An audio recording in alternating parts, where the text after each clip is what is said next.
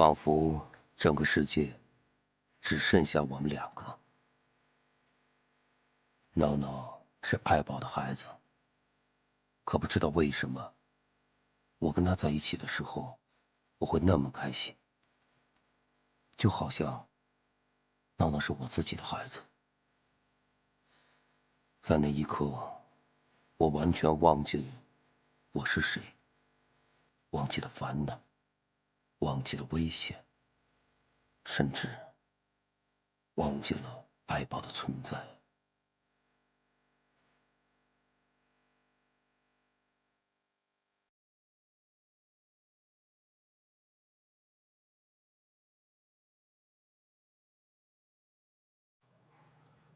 你看啊，林总，问您点事儿呗。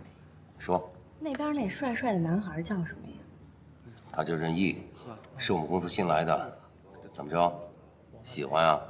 还行吧，您就帮个忙呗。哎，我警告你啊，喜欢他没问题，但是记住，工作的时候不要打扰我的员工。知道啊，就那边加一个任毅啊，任毅，哎，林总，怎么了，林总？你看一下啊，整体呢我觉得还不错，可是这方面可能要调整一下。对，我让他们啊上面加盏灯，把这字打亮。怎么样？我放心，就按你的办。那么累不累？要不要喝果汁？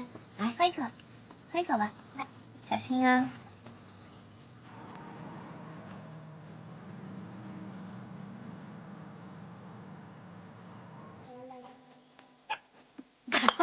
好棒啊！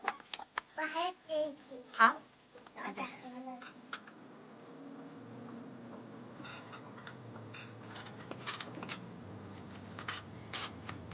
我能暂时以非秘书的身份跟您说几句吗？干嘛那么严肃啊？有什么话说。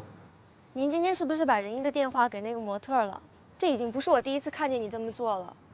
你怎么能随随便便的把别人的隐私透露出去呢？你怎么知道别人需要你的帮助？万一人家有人家的想法呢？